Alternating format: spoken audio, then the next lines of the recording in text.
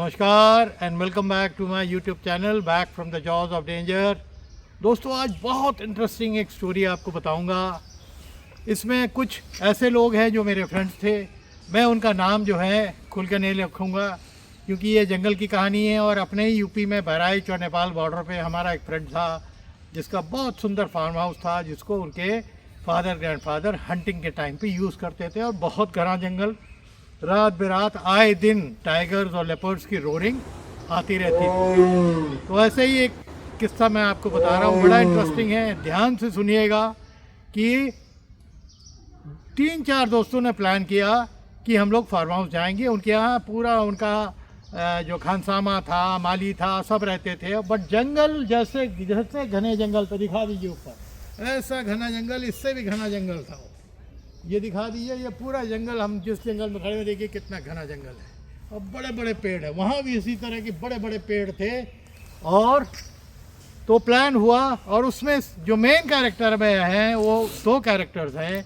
उसमें एक बहुत बड़े हिंदुस्तान के अभिनेता थे, मैं नाम नहीं ले सकता हूँ उनका, वो गए थे। और मेरा एक फ्रेंड था जो बहुत बड़ी फैमिली से था। और ये नहीं समझ लीजिए कि उसकी जो लिंक, उसके फादर की लिंक थी वो बाहुबलियों से थी। तो वो रंगबाजी बहुत करता था, ये है, मैं ऐसा हूँ, ये है। तो जो बाकी फ्रेंड्स गए थे उन्होंने कहा था यार ये जो है, मैं काल्पनिक नाम अगर उसका दे दूँ तो राकेश, कि भाई ये राकेश जो है ये बहुत हाँकता है, इसको अब जंगल के बारे में उसको एक्सपीरियंस भी नहीं था। तो प्लान ये बना कि इसको जब हम लोग फार्म हाउस में जाएंगे तो इनको और जो अभिनेता थे उनके एक फ्रेंड थे, इनको तीनों को देखते हैं कितनी नॉलेज है और एक तरीके से डराएंगे, जो मेरे हिसाब से गलत है। कभी भी आप जंगल में जाते हैं किसी को डराना नहीं चाहिए। जंगल रात को बहुत भयानक हो जाएगा। जिस जंगल में आज मैं रात में नहीं आया हूँ, आज मैं रात में कभी आऊँ तो मेरी ऐसे खुलेआम खड़े होके लाठी लेके, और मैं बार बार ये ठोकता रहता हूँ बिकॉज आई नो कि इससे जो जानवर होते हैं दूर जाते हैं। अभी हाल में मैं पीलीभीत गया था, किशनपुर गया था, कॉर्बेट गया था, वो टूर करके आया हूँ। और उन सब ने ये बोला कि आपकी ये लाठी का कंसेप्ट बहुत ज़बरदस्त है। जितने भी वाइल्ड लाइफर्स थे, ये आवाज़ हर जानवर को इरिटेट करती है। आपको मोर भी सुनाई देंगे, नीलगाय भी सुनाई देंगी, गीदड़ मेरे को काफ़ी दिखते रहते हैं अगल बगल। आज तो नहीं दिखे हैं कोई, बट अब लग रहा है कि ये मेरे यहाँ आने से ये घुंघरू की आवाज़ से बहुत से जानवर बहुत दूर चले जाते हैं। और होना विचाली केवल कौवों की आवाज़ आ रही है। Anyway, will come back to the story. तो ऐसा प्लान हुआ कि ये लोग यहीं, हमारे जो फ्रेंड थे जिनका फार्म हाउस था वो कानपुर के थे, तो कानपुर से चले वो लोग। जो फिल्म स्टार थे उनके फ्रेंड थे वो एयरपोर्ट से कानपुर आ गए थे। फिर उनकी गाड़ी में बैठ के ये लोग आए, यहाँ से 2-3 लोग लखनऊ से, और ये लोग सब 2 गाड़ियों में भर के फार्म हाउस चले गए। और फार्म हाउस में खूब फोटोग्राफी की इन्होंने, जंगल में जानवर भी देखे। ये सब दिन का टाइम था।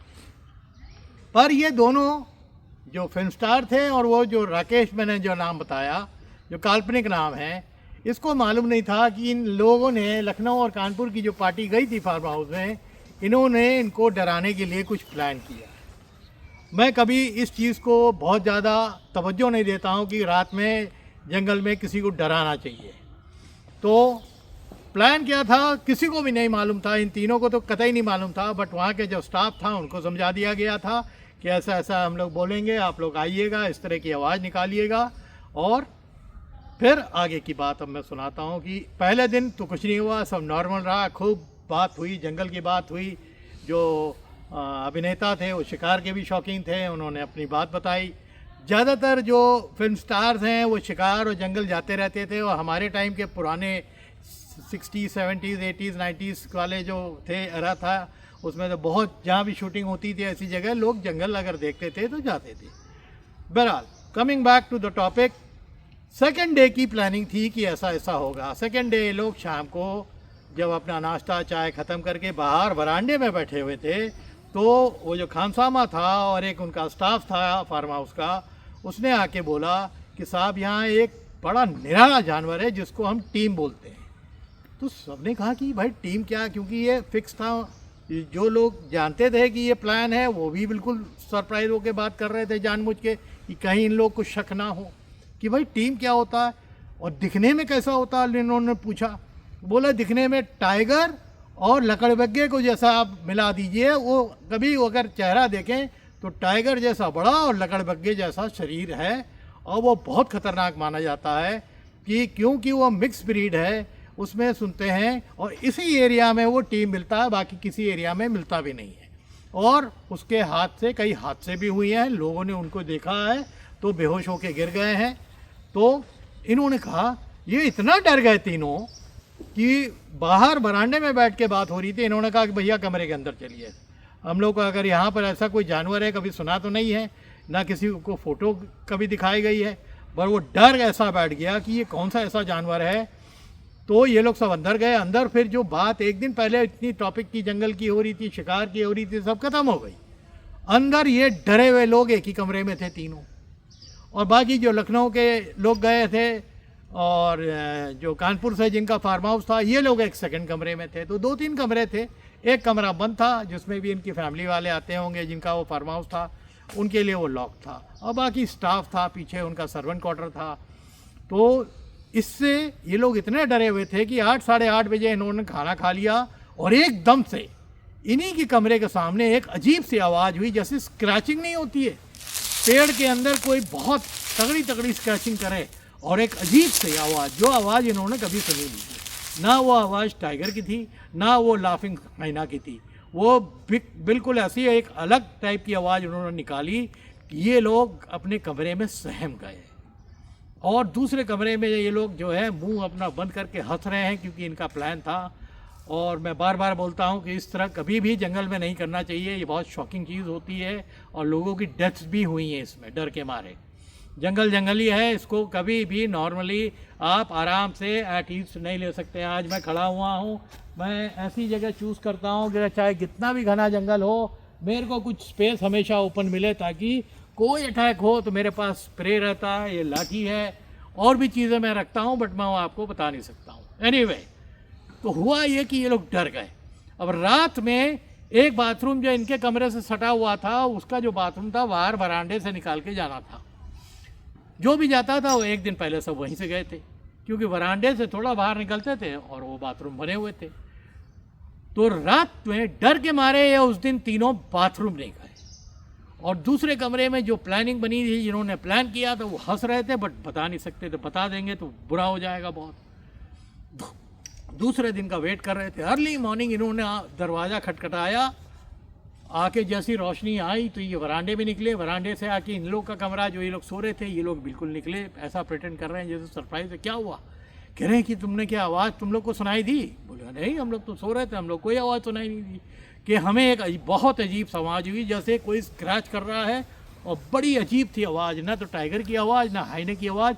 और वाकई जो बता रहे थे आपका स्टाफ कि यहाँ पर वो टीम है, तो टीम को क्या है, और हम लोग तो डर गए हैं। हम लोग 4-5 दिन स्पेंड करने आए थे, बेहतर होगा कि हम लोग अपना जो है ये जो ट्रिप ये फोल्ड करें और लखनऊ वापस चलें। तो इन्होंने कहा कि भाई रुकिए, तो हम ज़रा समझे तो क्या है। जानबूझ के स्टाफ वालों को बुलाया, स्टाफ वालों ने बताया हाँ साहब यहाँ पर ये जानवर है, कुछ लोगों ने देखा है, और हम लोगों ने तो नहीं देखा है, बट आवाज़ सुनी है। अब ये लोग कह रहे हैं कि भाई ये, इन्होंने कहा कि ये जो आए हैं अभिनेता जी और इनके साथ के जो 2 लोग हैं कमरे में, जिनमें से राकेश थे, जो दबंग अपने को बहुत समझते थे, आज वो नहीं रहे हमारे बीच में, गॉड ब्लेस हिज सोल। तो उनको डराने के लिए ये प्लान हुआ था। तो अब ये हुआ कि साहब अगर किसी ने टीम की आवाज़ सुन ली है, चाहे उसको देखा ना हो, तो उसका एक ही रेमेडी है, क्योंकि वो आपकी खुशबू पा गया है। अगर आपने उसकी आवाज़ सुनी है आपके कमरे के बाहर, इसका मतलब वो आपकी बॉडी की खुशबू पा गया है, और उसकी बॉडी की खुशबू हटाने के लिए आपको 2-3 तरह के पत्ते हम देंगे पीस के, उसको मेल करेंगे, और उसको पूरी बॉडी में आपको घिसना पड़ेगा। तो इन लोगों ने बोले कि बस आप लोग खड़े रहिए अंडरवेयर में, सोचिए कि एक अभिनेता है, एक उसका दोस्त, और ये राकेश, तीनों अंडरवेयर में, क्योंकि दूसरे कमरे वालों ने डिनाई कर दिया था कि भाई हमने तो आवाज़ सुनी नहीं। तो इनको वो पूरा लेप बना के लाए थे, लेप खूब घिसा था, और ये बड़े भगोने में लेप लाए थे, पूरा शक्ल से, गले से, बॉडी में, पूरा अंडरवेयर में खड़े थे, सबको वो लेप से सान दिया। और बोला कि आप लोग आधा घंटा ऐसे ही खड़े रहिए, डरिए नहीं, अगर ये लेप लगा है तो वो जानवर ने आपको अगर सूंघ भी लिया है तो आपके पास नहीं आएगा। और फिर ये लोग आधा घंटा खड़े रहे, धूप उस दिन तेज थी, वो सूख गया। आधा घंटे के बाद फिर ये लोग ने जाके नहा लिया। बहरहाल बात ख़त्म हो गई और इन लोगों ने कहा कि अब हम आगे का इस जंगल में नहीं रुकेंगे, ये डेंजरस चीज़ है और ये नए जानवर के बारे में हमने ना सुना है ना पढ़ा है, तो हम तो चांस नहीं ले सकते। अगर हम जंगल आए और बरांडे में नहीं घूम सकते और थोड़ा अगल बगल जो बाउंड्री के अंदर, वहाँ उस ज़माने में कोई फेंसेस तो होती नहीं थी कि जिसमें बिजली चल रही हो, तो पूरा ओपन एरिया था और रोरिंग साइड में बॉर्डर बड़ा जंगल है। तो अब ये प्लान हुआ कि कोई भी गलती से इस बात को मुंह से उगलेगा नहीं। बात आई गई हो गई, इन्होंने अपना पूरा प्रोग्राम कैंसिल कर दिया और तीसरे दिन अर्ली मॉर्निंग जो थोड़ा बहुत फ़ोटो या जंगल में ले सकते थे लिया और सीधे लखनऊ में 5 दिन की प्रोग्राम थी उसको पोस्टपोन करके इन्होंने सिर्फ तीसरे दिन, यानी 2 दिन रहे, तीसरे दिन ये लोग सब निकल आए।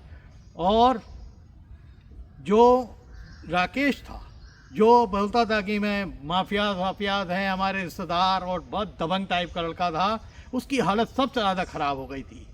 और अगर वो सुन लेता कि उसके साथ इतना बड़ा खेल हुआ है तो हो सकता है वो अपनी राइफल से मार भी देता। अपनी राइफल लेके वहाँ गया भी था। तो सब लोग जानते थे कि इसको हम लोग को रिवील नहीं करना, रिवील कर देंगे तो सब के सब मारे जाएंगे। और वह आज तक वो बात रिवील नहीं हुई है।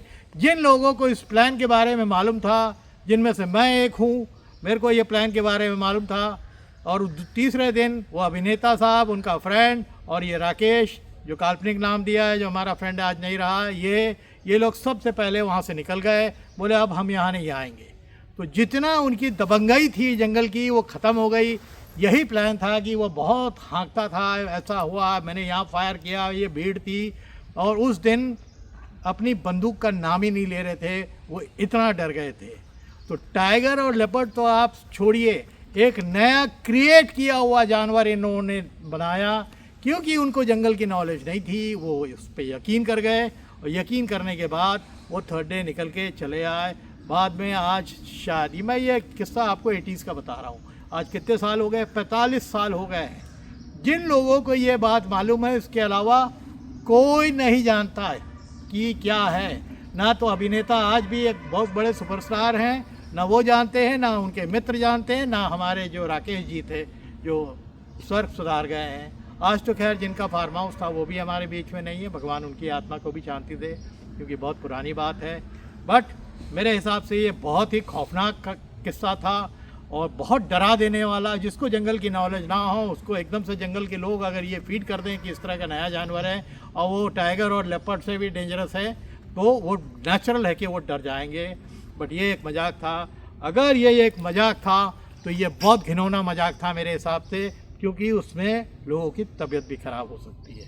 तो अब मैं इस कहानी को एंड करता हूँ ये बोलते हुए कि मैं ये कहानी बोल ज़रूर रहा हूँ क्योंकि उसके अंदर मेरे को भी बहुत हंसी आई थी जब मैंने सुना था कि उनकी क्या हालत हो गई थी। और सभी एकदम लंबे चौड़े लोग और दबंग टाइप के लोग, और उनकी हालत ऐसी हो गई एक नई जानवर का नाम सुन के जो इतना ख़तरनाक है। बट बाकी लोग ने ऐसा मजाक नहीं करना चाहिए। आगे के लिए भी जो भी लोग जंगलों में जाते हैं वो उनको केयरफुल रहना चाहिए कि इस तरह का कोई मजाक किसी के साथ जंगल में ना करें। तो उम्मीद करता हूँ ये एक स्टोरी है, रियल लाइफ स्टोरी है, आपको पसंद आएगी। अगर पसंद आती है तो आप लाइक करिए, कमेंट करिए, शेयर करिए, कमेंट करा करिए मेरी स्टोरीज़ में।